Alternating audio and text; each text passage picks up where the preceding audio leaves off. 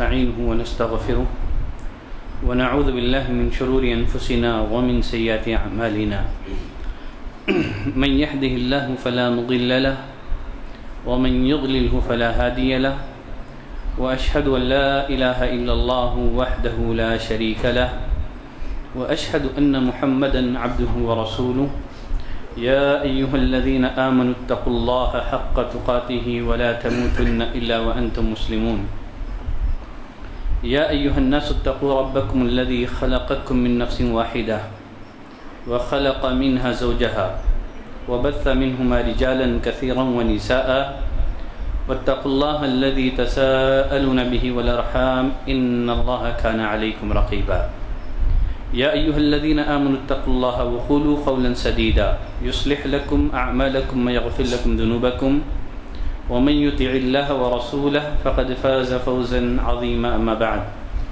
فإن أصدق الحديث كتاب الله وأحسن الهدي هدي محمد صلى الله عليه وسلم وشر الأمور محدثاتها وكل محدثة بدعة وكل بدعة ضلالة وكل ضلالة في النار. ہر قسم کی تعریف، بزرگی، بڑائی اللہ وحدہ لا شریک کے لیے لائق اور زیبا ہے، جو اس ساری کائنات کا خالق، مالک، رازق اور ہماری ہر طرح کی عبادتوں کا تنہا مستحق ہے. لاکھوں درود و سلام ہوں سارے ہی انبیاء اکرام پر، خصوصیت کے ساتھ ہمارے اور آپ کے آخری نبی امام المرسلین رحمۃ للعالمین جناب محمد صلی اللہ علیہ وسلم پر. برادران اسلام، عزیز دوستوں، دین اسلام عدل و انصاف کا علم بردار ہے. اس نے معاشرے میں لازمی طور پر عدل و انصاف کو قائم کرنے کا حکم دیا ہے. عدل اس کی ضد ہے ظلم. آج مسلم معاشرے میں، مسلم سماج میں عدل و انصاف کے بجائے ظلم اور زیادتی عام ہے، جبکہ کتاب اور سنت میں ظلم کی مذمت اور ظالم کے برے انجام کو بڑے شد و مت کے ساتھ واضح کیا گیا ہے. اللہ نے ظلم کو اپنے اوپر حرام کر دیا ہے اور اپنے بندوں پر بھی ظلم کو حرام کر دیا ہے.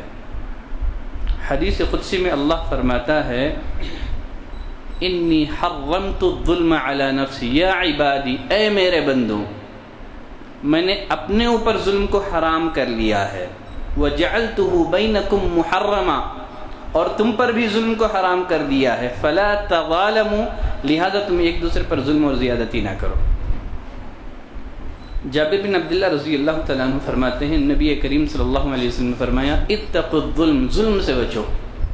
فإن الظلم ظلمات یوم القیامہ، اس لیے کہ ظلم قیامت کے دن ظلمات اور تاریکیوں کا باعث ہوگا. قیامت کے دن ظالم تاریکیوں میں بھٹکتا رہے گا، اسے جنت کی راہ نہیں ملے گی. یا پل صراط پر سے گزرنے کے لیے جس نور کی ضرورت ہوتی ہے، ظالم اس نور سے محروم رہے گا، اس کے نتیجے میں وہ جہنم کی کھائی میں جا گرے گا. ظلم کسے کہتے ہیں؟ ظلم کہتے ہیں وضع الشیء فی غیر محلہ، کسی چیز کو اس کی جگہ سے ہٹا کر کے کسی اور جگہ پر رکھنا، کسی کو اس کا حق نہ دینا، معاملات میں ناحق طرفداری کرنا، ناحق طریقے سے کسی کا حق مارنا. اہل علم نے ظلم کی 3 قسمیں بیان کی ہیں. نمبر 1، اللہ کے ساتھ ظلم. اس کی صورت یہ ہے کہ بندہ اللہ کے ساتھ کفر کرے. اللہ نے فرمایا والکافرون هم الظالمون، کافر لوگ یہی ظالم ہیں، کافر ہی ظالم ہے. یا اس کی عبادت میں کسی کو شریک ٹھہرائیں. عبادت کی جتنی بھی قسمیں ہیں ان قسموں میں سے کسی ایک قسم کو بھی غیر اللہ کے لیے انجام دینا، یہ اللہ کے ساتھ ظلم ہے. اللہ اس کائنات کا اکیلا خالق ہے، اکیلا مالک ہے، تنے تنہا مدبر ہے، تنے تنہا وہ کائنات کا نظام چلا رہا ہے. اللہ نے جنوں اور انس کو اپنی عبادت کے لیے پیدا کیا ہے. فرمایا وما خلقت الجن والانس الا لیعبدون، میں نے جنوں اور انس کو محض اپنی عبادت کے لیے پیدا کیا ہے. اللہ کے علاوہ غیر کی بندگی کرنا یا اللہ کی بندگی میں کسی اور کو شامل کر لینا، یہ صرف ظلم ہی نہیں ہے بلکہ بہت بڑا ظلم ہے، سنگین ظلم ہے۔ ایسا انسان ظالم ہی نہیں ہے بلکہ بہت بڑا ظالم ہے۔ لقمان حکیم نے اپنے بیٹے کو نصیحت کرتے ہوئے کہا، وَإِذْ قَالَ لُقْمَانُ لِابْنِهِ وَهُوَ يَعِظُهُ يَا بُنَيَّ لَا تُشْرِكْ بِاللَّهِ، اے میرے پیارے بچے اللہ کے ساتھ کسی کو شریک نہ ٹھہرانا، ان الشرک لظلم عظیم، اس لیے کہ شرک یہ بہت بڑا ظلم ہے۔ اگر آدمی شرک کرتے ہوئے مر گیا، شرک کی حالت میں مر گیا، اللہ کے ہاں اس کے لیے معافی نہیں ہے۔ ان اللہ لا یغفر ان یشرک بہ، اللہ اس گناہ کو معاف نہیں کرتا کہ اس کے ساتھ کسی کو شریک ٹھہرایا جائے۔ اور حدیث قدسی میں اللہ فرماتا ہے، یا ابن آدم لو اتیتنی بقراب الارض خطایا ثم لقیتنی لا تشرک بی شیئا لاتیتک بقرابها مغفرہ، اے آدم کے بیٹے، اگر تو قیامت کے دن زمین بھر گناہ میرے پاس لے کر کے آئے، بشرط یہ کہ شرک نہ ہو، تو میں تجھ پر رحمتوں کی برسات کر دوں گا۔ اگر تیرے اعمال میں شرک ہو تو میں تجھے اپنی رحمت سے، اپنی مغفرت سے دور کر دوں گا۔ ایک شخص نبی کریم صلی اللہ علیہ وسلم کی خدمت میں حاضر ہو کر کے عرض کرنے لگا، مل موجبتان، اللہ کے رسول دو واجب کر دینے والی چیزیں کون سی ہیں؟ آپ صلی اللہ علیہ وسلم نے فرمایا، من مات لا یشرک باللہ شیئا دخل الجنہ، جو اس حال میں مرے کہ وہ اللہ کے ساتھ کسی کو شریک نہ کرتا ہو، وہ جنت میں جائے گا۔ ومن مات یشرک باللہ شیئا، جو اس حال میں مرے کہ وہ اللہ کے ساتھ کسی اور کو شریک ٹھہراتا ہو، دخل النار، وہ جہنم میں جائے گا۔ تو ظلم کی پہلی قسم یہ ہے کہ انسان اللہ کے ساتھ ظلم کرے۔ اللہ کے ساتھ ظلم یہ ہے کہ اس کی عبادت اور بندگی میں غیر کو شریک ٹھہرائے یا اس کو چھوڑ کر غیر کی عبادت اور بندگی کرے۔ ظلم کی ایک دوسری قسم ہے، بندہ اپنے نفس پر ظلم کرے، اپنے آپ پر ظلم کرے، وہ اس طرح کی خواہشات کی پیروی میں لگ جائے، واجبات میں سستی اور کاہلی برتے۔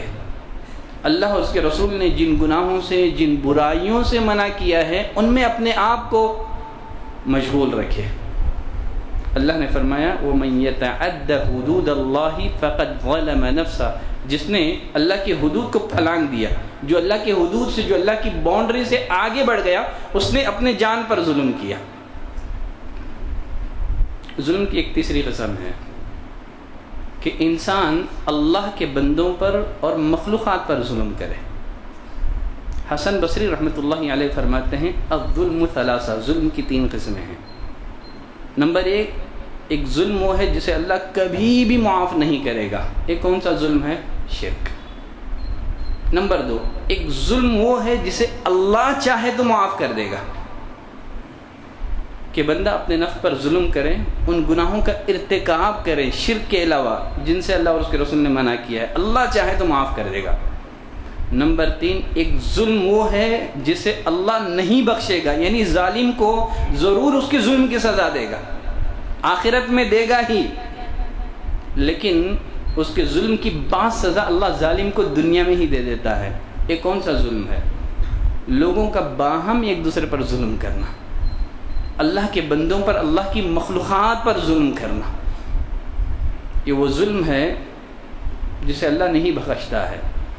اللہ غفور الرحیم ہے، اپنے حقوق کے بارے میں وہ چاہے تو مسامحت سے کام کر سکتا ہے، کام لے سکتا ہے، درگزری سے کام لے سکتا ہے، بشرطے کہ شرک نہ ہو، لیکن حقوق العباد، جو بندوں کے حقوق ہیں، یہ تبھی معاف ہوں گے جبکہ صاحب حق معاف کریں۔ اسی لیے نبی کریم صلی اللہ علیہ وسلم نے فرمایا، لَتُؤَدُّونَ الْحُقُوقَ إِلَىٰ أَهْلِهَا، بضرور تم حقداروں کے حق ادا کرو، ورنہ قیامت کے دن انصاف کے ایسے تقاضے پورے کیے جائیں گے کہ اگر دنیا میں کسی سینگ والی بکری نے بے سینگ والی بکری پر ظلم کیا ہوگا، اس ظلم کا بھی بدلہ لیا جائے گا۔ جانوروں کے ظلم تک کا بدلہ قیامت کے دن لیا جائے گا، تو پھر انسانوں کے ظلم کا بدلہ نہیں لیا جائے گا۔ انسانوں پر ظلم کرنا بندوں پر ظلم کرنا، مخلوقات پر ظلم کرنا، اس کی بہت ساری شکلیں ہیں، بہت ساری صورتیں ہیں۔ اس کی ایک صورت یہ ہے کہ آدمی کسی کی زمین پر ناحق قبضہ کر لے۔ سیدہ عائشہ فرماتی ہیں نبی کریم صلی اللہ علیہ وسلم نے فرمایا اگر کسی نے ظلم اور زیادتی سے کسی کی ایک بالش زمین بھی لے لی ہوگی، روز قیامت 7 زمینوں کا طوق بنا کر کے اس کی گردن میں ڈال دیا جائے گا۔ نمبر 2، مالدار کا قرض کی ادائیگی میں ٹال مٹول کرنا۔ نبی کریم صلی اللہ علیہ وسلم نے فرمایا مطل الغنی ظلم، مالدار آدمی کا ٹال مٹول کرنا قرض کی ادائیگی میں، یہ بھی ظلم کی ایک قسم ہے۔ نمبر 3، مزدور کو اس کی مزدوری نہ دینا۔ نبی کریم صلی اللہ علیہ وسلم نے فرمایا ثلاثۃ انا خصمہم یوم القیامہ، 3 طرح کے لوگ ایسے ہیں جن کے خلاف خود میں دعویٰ دائر کروں گا، جن سے میں خود جھگڑوں گا۔ ثلاثۃ انا خصمہم یوم القیامہ، اس میں سے تیسرے نمبر پر نبی کریم صلی اللہ علیہ وسلم نے فرمایا ورجل استأجر اجیرا، وہ انسان، وہ آدمی جس نے کسی مزدور کو مزدوری پر رکھا، اس سے پوری خدمت لی لیکن اسے اس کی اجرت نہ دی، یہ بھی ظلم ہے۔ اولاد کے درمیان انصاف نہ کرنا، یہ بھی ظلم ہے۔ نعمان بن بشیر رضی اللہ تعالیٰ عنہ فرماتے ہیں ایک دفعہ میرے باپ نے مجھے کوئی چیز ہدیہ دی، میری والدہ نے کہا کہ جب تک آپ اس تحفے پر، اس ہدیے پر نبی کریم صلی اللہ علیہ وسلم کو گواہ نہیں بنا لیں گے میں راضی نہیں ہوں گی۔ چنانچہ نعمان بن بشیر رضی اللہ تعالیٰ عنہ کے والد اپنے بیٹے نعمان بن بشیر کو لے کر کے نبی کریم صلی اللہ علیہ وسلم کی خدمت میں پہنچے اور سارا ماجرا بیان کیا۔ اللہ کے رسول، میں نے اپنے اس بیٹے کو تحفہ دیا ہے، میری بیوی نے کہا کہ میں اس وقت تک راضی نہیں ہوں گی جب تک کہ آپ اللہ کے رسول کو اس پر گواہ نہ بنا لیں۔ نبی کریم صلی اللہ علیہ وسلم نے نعمان بن بشیر رضی اللہ تعالیٰ عنہ کے والد سے پوچھا کیا تم نے اسی طرح کا تحفہ اپنے سارے بچوں کو دیا ہے؟ کہا کہ نہیں اللہ کے رسول۔ آپ صلی اللہ علیہ وسلم نے فرمایا کہ میں ظلم پر گواہ نہیں بنتا۔ پھر فرمایا اتقوا اللہ، اللہ سے ڈرو، واعدلوا بین اولادکم، اور تحفے دینے کے معاملے میں بلکہ ہر معاملے میں اپنے بچوں کے درمیان عدل اور انصاف سے کام لو۔ پھر اسی طرح سے جانوروں پر ظلم کرنا۔ عبداللہ بن عمر رضی اللہ تعالیٰ عنہ فرماتے ہیں نبی کریم صلی اللہ علیہ وسلم نے فرمایا عذبت امرأۃ فی ہرہ، ایک عورت کو بلی کی وجہ سے عذاب دیا گیا۔ اس نے بلی کو باندھ رکھا تھا جس کے نتیجے میں بلی کی موت واقع ہو گئی۔ اگر وہ آزاد چھوڑ دیتی تو وہ خود اپنے کھانے پینے کا بندوبست کر لیتی، ایک تو اس نے باندھ کے رکھا، اس کے چارے پانی کا بندوبست نہیں کیا، نتیجتاً بلی مر گئی۔ صرف انسان نہیں ہے بلکہ جانوروں پر بھی ظلم ہی ہے۔ ایک دفعہ نبی کریم صلی اللہ علیہ وسلم ایک انصاری آدمی کے باغ میں داخل ہوئے، اتنے میں ہی ایک اونٹنی نبی کریم صلی اللہ علیہ وسلم کو دیکھ کر کے دوڑی ہوئی چلے آئی۔ اس کی آنکھوں سے آنسو جاری تھے۔ نبی کریم صلی اللہ علیہ وسلم نے اونٹنی کی ٹھڈی پر ہاتھ پھیرا تو وہ خاموش ہو گئی، اس کے آنسو تھم گئے۔ پھر آپ صلی اللہ علیہ وسلم نے فرمایا اس اونٹ کا مالک کون ہے؟ ایک انصاری صحابی آئے، کہا اللہ کے رسول میں اس اونٹ کا مالک ہوں۔ نبی کریم صلی اللہ علیہ وسلم نے فرمایا یہ بے زبان اللہ کی مخلوق ہیں، ان کے سلسلے میں اللہ سے ڈرو، یہ اونٹ مجھے تمہاری شکایت کر رہی ہے کہ تم ضرورت سے زیادہ اس سے خدمت لیتے ہو اور اس کے چارے پانی کا تم بندوبست نہیں کرتے ہو۔ یتیم کا مال کھا جانا یہ بھی ظلم ہے۔ اللہ نے فرمایا ان الذین یأکلون اموال الیتامی ظلما، جو لوگ ظلم اور زیادتی سے یتیم کا مال کھا جاتے ہیں وہ در حقیقت اپنے پیٹ میں جہنم کی آگ بھرتے ہیں، اور قیامت کے دن وَسَيَصْلَوْنَ سَعِيرًا، بھڑکتی ہوئی آگ میں داخل کیے جائیں گے۔ تو قرض، ظلم اور زیادتی اس کی بہت ساری شکلیں ہیں، بہت ساری صورتیں ہیں۔ اللہ سے دعا کرتے ہیں کہ پروردگارہ تو ہمیں ظلم اور زیادتی سے محفوظ رکھ اور ہمارے معاشرے کی حفاظت فرما، ہمیں عدل اور انصاف پر قائم رکھ۔ سبحانک اللہم و بحمدک، اشہد ان لا الہ الا انت، استغفرک و اتوب الیک۔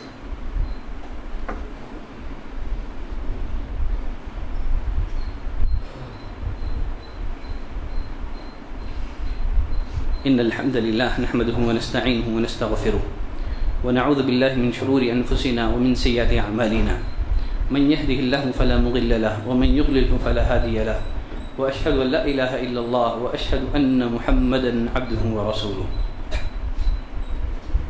برادران اسلام، اسلام میں دعا کی قبولیت کے لیے مسلمان ہونا شرط ہے، لیکن بد دعا کی قبولیت کے لیے مسلمان ہونا شرط نہیں ہے. اگر یہ کافر بھی، اگر یہ فاسق بھی بد دعا کر دے تو اللہ اس کی بد دعا قبول فرماتا ہے. نبی کریم صلی اللہ علیہ وسلم نے فرمایا اتقوا دعوت المظلوم، مظلوم کی بد دعا سے بچو، وَإِن كَانَ كَافِرًا، چاہے وہ کافر ہی کیوں نہ ہو. تو شریعت ہمیں اس بات کی اجازت نہیں دیتی کہ ہم کسی پر بھی ظلم کریں، اللہ کی کسی مخلوق پر، چاہے وہ مسلم ہو کہ غیر مسلم. فرمایا وَإِن كَانَ كَافِرًا، مظلوم کی بد دعا سے بچو چاہے وہ کافر ہی کیوں نہ ہو، اس لیے کہ اس کے اور اللہ کے درمیان کوئی چیز حائل نہیں ہوتی ہے، کوئی پردہ حائل نہیں ہوتا ہے. قیامت کے دن ظالم کی ساری نیکیاں مظلوم کو دے دی جاتی ہیں.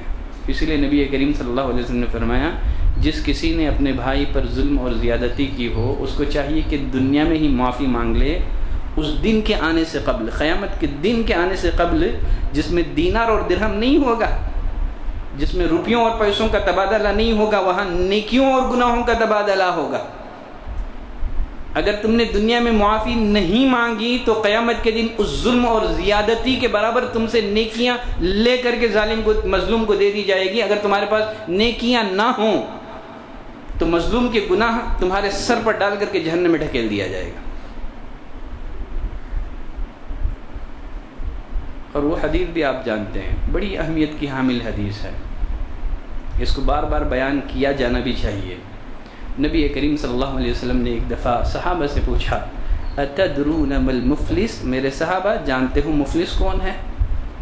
صحابہ نے کہا المفلس فینا من لا متاع له ولا درہم. کہا مفلس وہ ہے جس کے پاس درہم نہ ہو، جس کے پاس پراپرٹی نہ ہو. نبی کریم صلی اللہ علیہ وسلم نے فرمایا میری امت کا مفلس وہ نہیں ہے، میری امت کا مفلس وہ ہے جو قیامت کے دن نماز، روزہ، زکوٰۃ، حج لے کر کے آئے گا، لیکن ساتھ ہی خد شتم ھذا وخذف ھذا، کسی کو گالی دی ہوگی، کسی پر زنا کی تہمت لگائی ہوگی، وَأَكَلَ مَالَ ھذا، کسی کا مال ناحق طریقے سے کھایا ہوگا، کسی کو قتل کیا ہوگا، کسی کو مارا ہوگا.